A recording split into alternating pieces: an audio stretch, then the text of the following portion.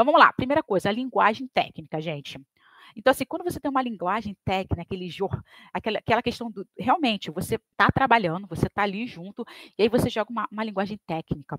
Ou você joga assim, gírias, tá? Com um público que não entende. Então, assim, você chega para mim. Olha só, eu sou um projeto cultural, eu estou ali falando sobre o meu projeto, só que as pessoas o qual eu falo, então ali, o meu patrocinador, ele não entende as minhas gírias, ele não entende as palavras técnicas da minha área. Então, assim, Débora, mas todo mundo entende o que é vulnerabilidade social, todo mundo entende a questão dos conflitos na comunidade. Tudo bem, legal, gente, perfeito. Mas aí quando eu chego para o cara lá, o empresário, e eu chego para ele e falo assim, pô, a camada interna da subsequência da comunidade, gente, nem eu sei o que eu estou falando, que eu estou falando uma coisa aqui, blá, blá, blá, tá? Mas quando eu chego e falo para ele algumas gírias, alguns jargões, que é somente conhecido para pessoas de dentro da comunidade, ou conhecido para realmente palavras técnicas da minha área de atuação, fica difícil para aquele patrocinador entender o que eu estou falando. Exemplo do nosso mundo, tá, gente? Que eu falo mundo real e mundo paralelo. Eu vejo, tá, com os meus alunos hoje, algumas pessoas que fazem o método Mais D, que elas chegam para mim e falam assim, Débora, eu já fiz curso na faculdade tal, eu já fiz curso, não sei de quem, já fiz curso com um profissional tal, e quando o cara chega lá na palestra, o cara fala, mas fala, eu sou aquele cara que entro não entendendo e saio entendendo menos ainda. Porque o cara fala com tanta propriedade, mas com tantas palavras difíceis e palavras bonitas, que eu não entendo o que ele está falando.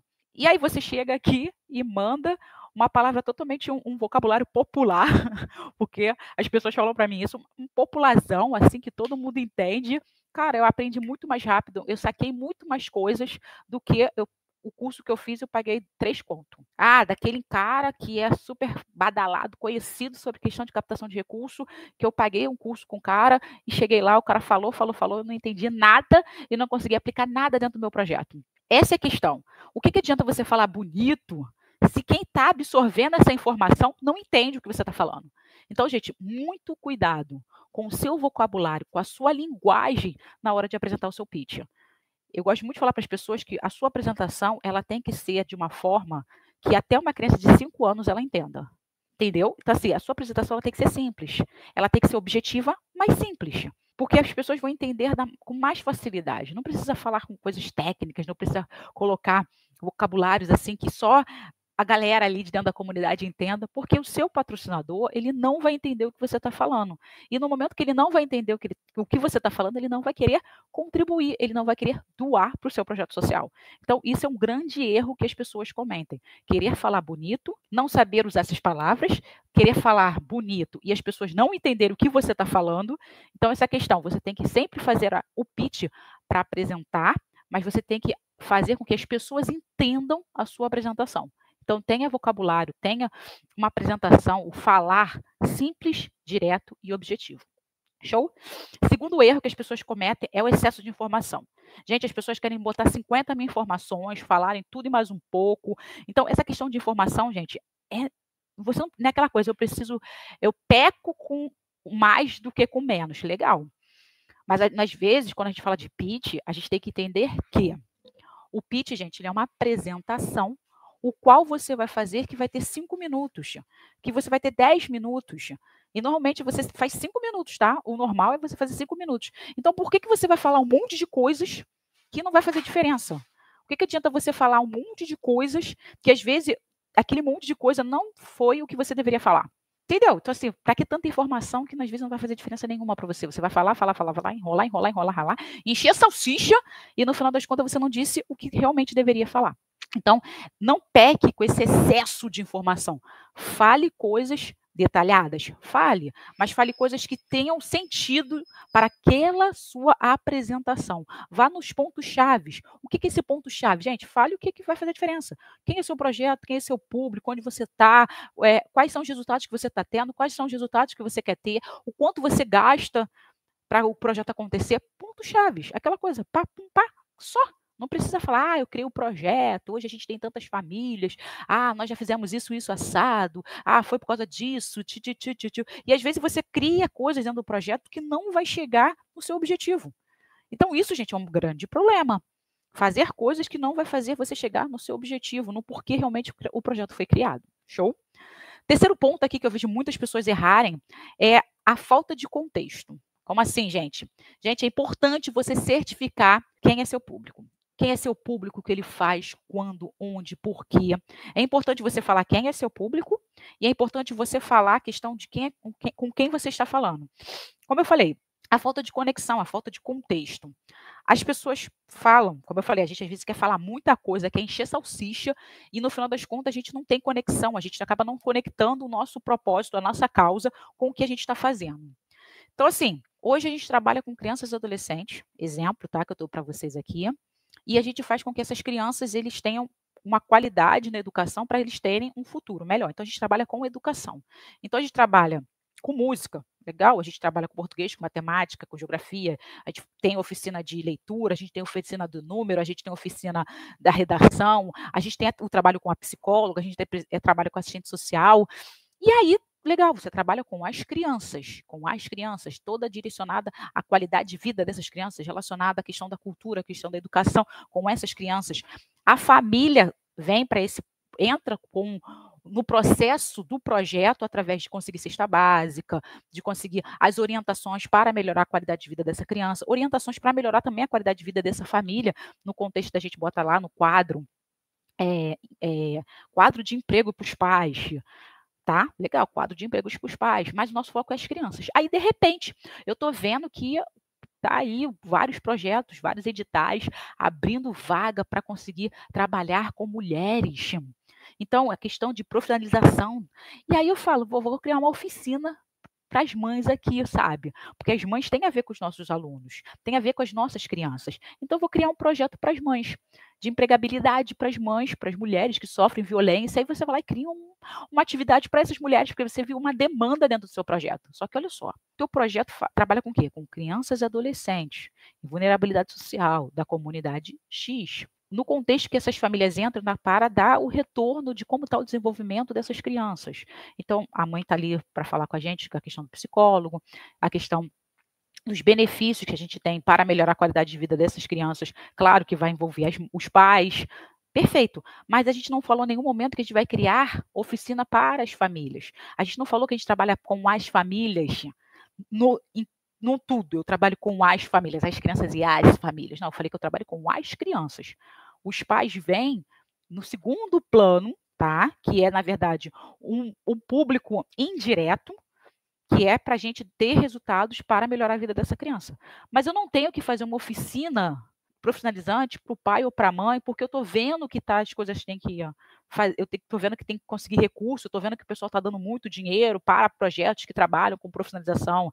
Isso, gente, não tem nada a ver com o meu público. Isso está totalmente fora de contexto com a minha realidade. E aí você pode estar aí do outro lado falando, Débora, mas os pais não vai fazer com que seus filhos, se eles tiverem uma vida melhor, essa criança também vai ter uma vida, né? Legal, gente.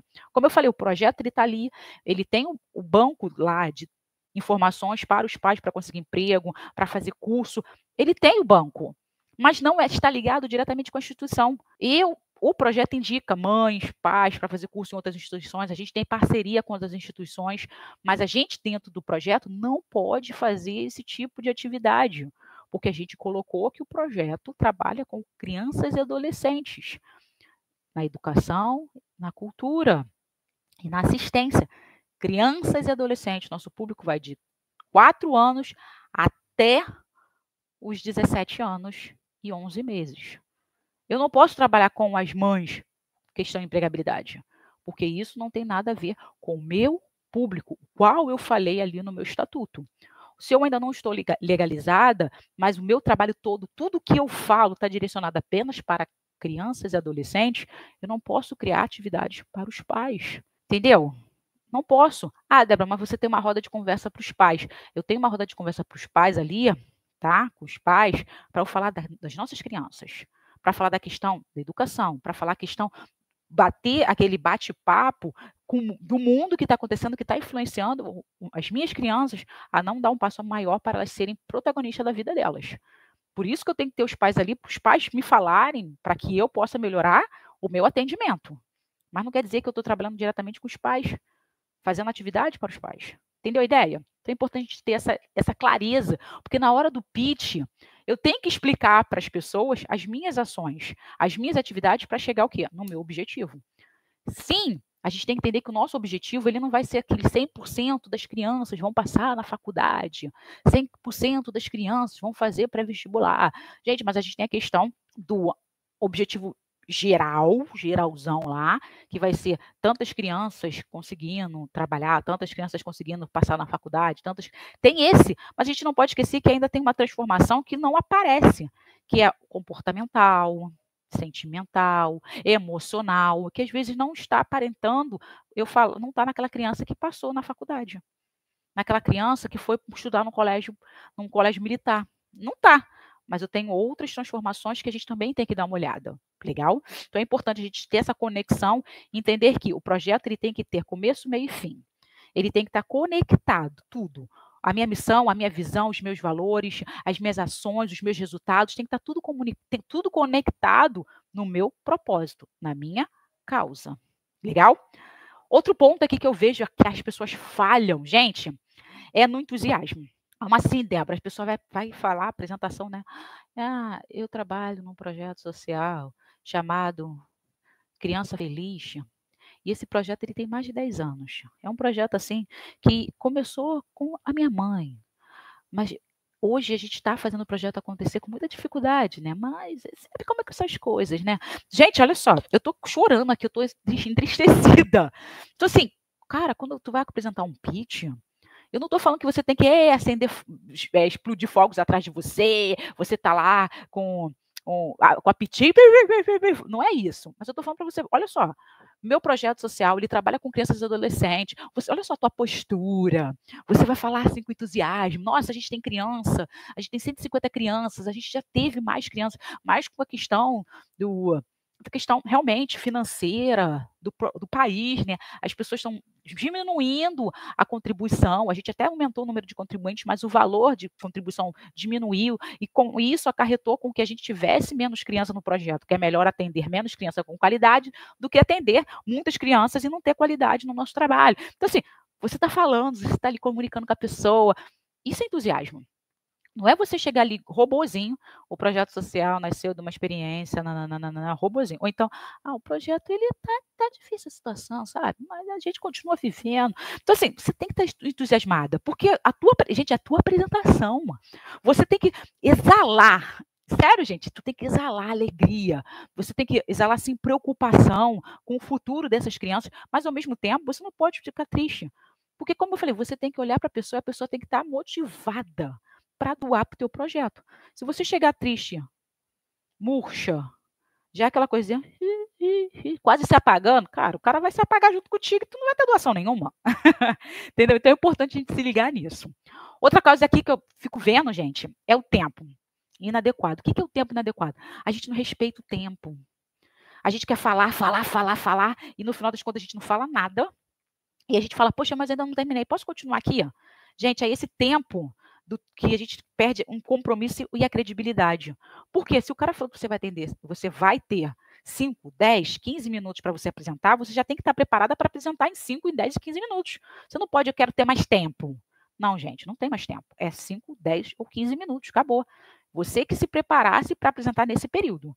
Então, gente, isso são alguns erros que eu vejo, que eu estou ali junto com as pessoas e estou ensinando os meus alunos já a apresentar um pitch, e eu vejo esses erros que eles cometem na hora de apresentar o pitch e acabam não tendo o recurso necessário para fazer o trabalho acontecer.